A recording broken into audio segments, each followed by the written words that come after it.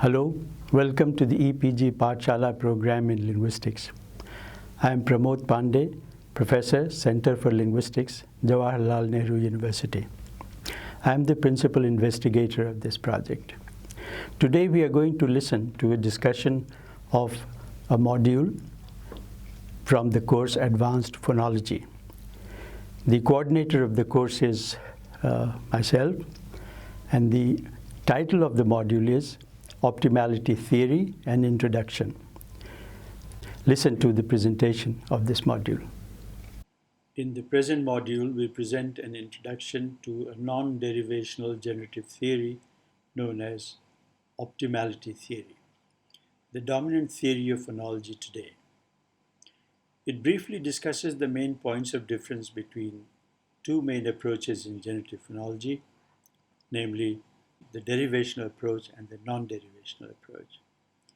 The derivational or classical generative phonology was propounded in the sound pattern of English and its sub-theories such as autosegmental phonology and metrical phonology. The non-derivational approach in generative phonology is presented in optimality theory, or OT. For the benefit of Indian students, we also briefly discuss some of the notions in the Indian grammatical tradition to which the critical notions of OT are related in order to show the strength of OT. Derivational generative phonology. The starting point of optimality theory is the model of standard generative phonology. The model is reproduced below for the sake of ease of reference, since we have already discussed this. Look at it on the screen. As we notice, the classical model of generative phonology has two levels of representation: the underlying representation and the surface phonetic representation, or simply surface representation for short. The two levels of representation are related to each other by means of a series of rules. Rule 1, 2, say rule n. And these rules are sequentially ordered in relation to each other.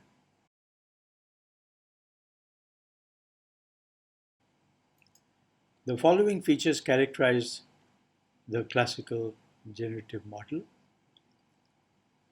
A. The goal of the theory was to develop an explicit phonology that generates all and only the surface forms of a language. B. In order to generate the forms of a language, phonology employs derivational means, that is, sequential processual analyses, with the device of phonological rules. C. The theory assumes that phonological rules are ordered in relation to one another, the ordering being consistent with the data. Now let's take a look at the derivation of the plural allomorphs of the regular plural morpheme in English and see how the derivation takes place here. The plural allomorph, as you are already familiar, allomorphs are is, ze, and sir. Ze is the underlying form, and sir and is are the additional surface forms. Now, let's look at the derivations of the regular forms on the screen.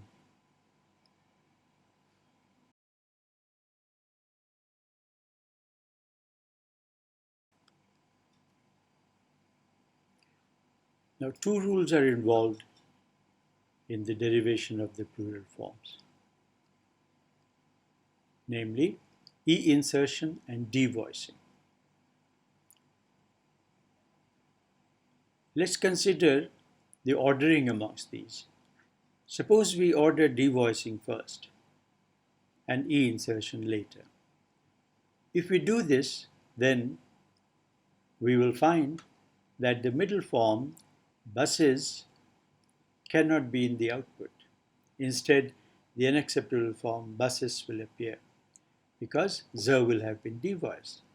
If we don't want that, if we don't want buses but as buses, then we have to order the e-insertion rule before devoicing. Now the interaction between these two rules then, it is E insertion devoicing, leads to the correct output forms.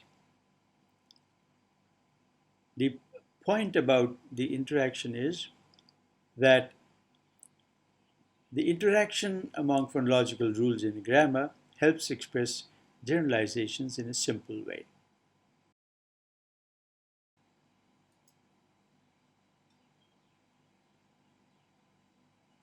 Optimality theory. Now, optimality theory or OT differs from derivational generative phonology in the following main assumptions, among others. 1. The relation between the underlying forms and the surface forms is mediated by phonological constraints, not rules. 2. The phonological constraints are universal constraints and they are ranked in the grammar. 3. The universal phonological constraints apply simultaneously and not sequentially. Thus, OT does away with the notions of rules and the other properties of grammar associated with rules, such as rule ordering. In derivational generative phonology, there is provision for both rules and constraints.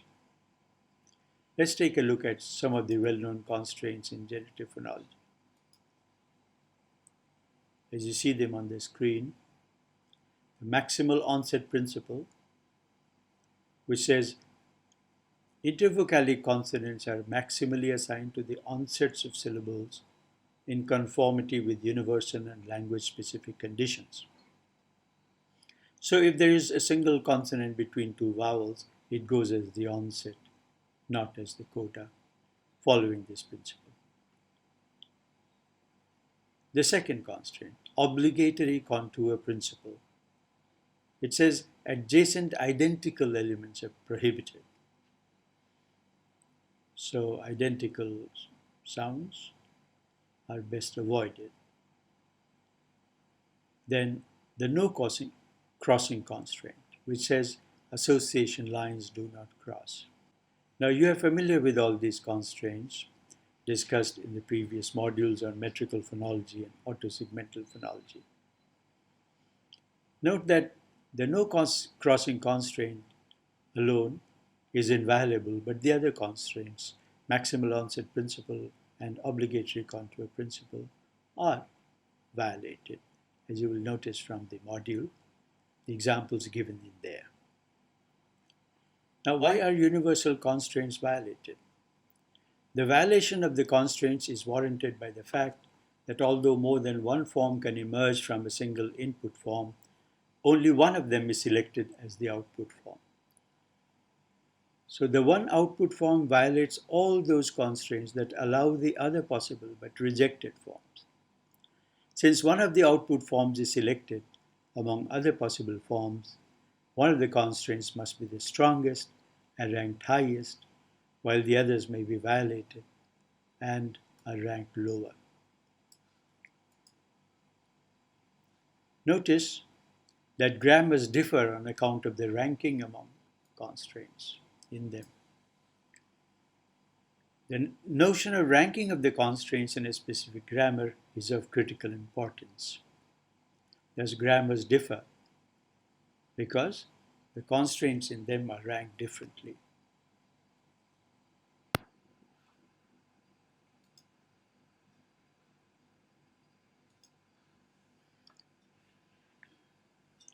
How is the alternation among the plural allomorphs that we saw, namely z, s, and is?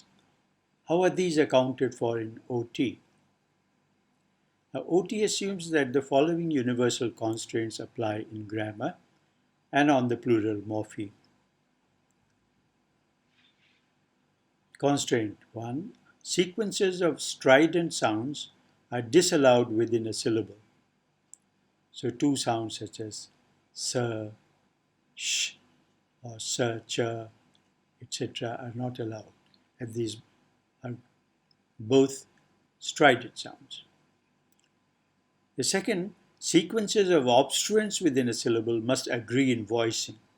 So if there are obstruents such as plosives or fricatives or affricates, then, and if they occur adjacently, then they must be both either voiceless or voiced.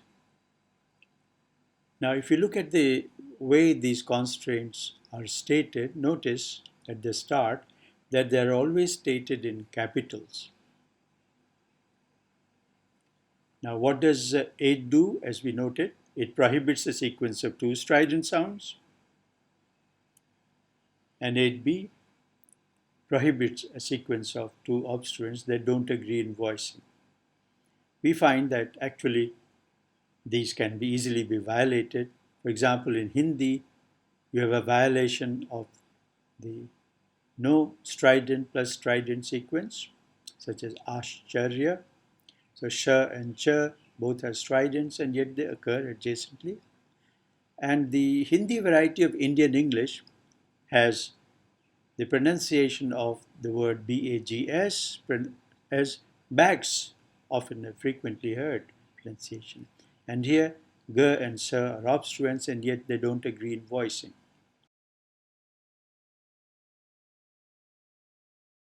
Now let's see how a grammar in OT works. A grammar in OT has three components. These are known as gen, con, and eval, short forms for longer words such as generator, constraint, evaluator, etc. The component gen gives rise to an infinite number of possible output forms. As you can see on the screen, given the word BIRD in English, you come across various pronunciations, some of which are given there. Bird, bird, bd, bird, bird, bird, baird, bard, baradu, barad, etc. There are also somewhat most unlikely forms such as bark and bank. We assume that gen can generate any number of forms. The second component is con. The unlimited number of output forms are subject to the application of constraints stored in a constraint set con. So you have constraint 1, constraint 2, constraint n. And the third component is eval, which chooses the optimal candidate based on the evaluation of the rankings in the grammar. So the optimal candidate is one which does not violate an output that is the most important constraint. Again, eval chooses the optimal candidate based on the evaluation of the constraint rankings in the grammar. The optimal candidate is one which does not violate the constraint that is ranked the highest. Now, based on the constraint rankings, we have different pronunciations as you see them on the screen. American English, British English, Hindi English, Malayali English, etc. What we find is that no variety exists that pronounces that word as bark or as bank, and we wonder why not. Because these will not be allowed. These will be totally ruled out by the constraint. And one of the things that we want to do here is to understand why not.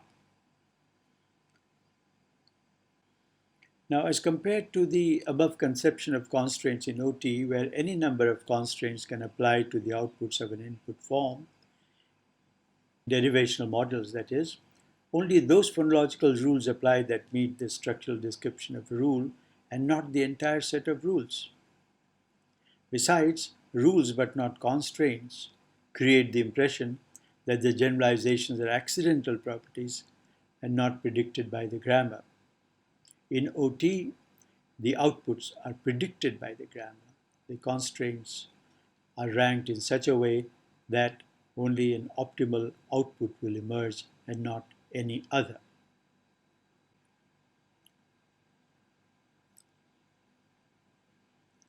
Conflict among constraints.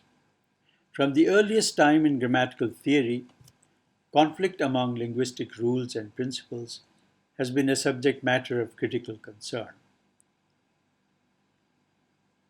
Within the Indian grammatical tradition, the origins are traceable to Panini's phonetic treatise known as Panini's Shiksha. It's also known with other names such as Naradiya Siksha or Yajurveda Siksha. Now let's turn to take a look at some of the couplets from the Siksha texts that are regarding the need to guard against lapses in rendering Vedic texts. So the first one, it says, Madhuryam akshara vyakti padas chedastu suswara dhairyam laya smartham cha sadete pathake guna. The couplet beginning with Madhuryam akshara, which is translated as sweetness, clearness, separation of words, right accent, patience, and ability to observe time, are 6 merits in the recitation of Veda. And let's turn to the other couplet beginning with Upamshu, translated as one should not recite a Vedic passage in undertone, between one's teeth, or quickly, or haltingly, or slowly, with a hoarse voice, in a sing-song manner, with repressed voice, omitting occasionally words and syllables, and in a plaintive voice. Now, thus the Siksha texts are concerned about rendering the Vedic texts by preserving them in the standard form and recognizing the need to guard against the natural articulatory tendencies for change in the forms. So both the tendencies exist. One, to pronounce the forms in an easy way, lax way, and the other is to keep the texts close to the original text. The elsewhere condition or Panini's theorem. In Panini's grammar, the Ashtadhyayi, the issue of conflict emerges as a significant issue on account of the applicability of 2 rules, a general rule and a more specific rule. The general rules are ordered early on, while the specific rules are ordered later on. Panini states this as a general principle, Vipratishede param karyam. In the situation of a conflict, apply the latter. That means that when there is a conflict between 2 rules, the one which applies first, that's the general rule, and the one which applies later, that is the more specific rule, the later rule must apply first. Now, this particular principle was stated as the elsewhere condition by Kiparsky, and you see it stated on the screen. Rules A, B in the same component applies disjunctively to a form if and only if 1.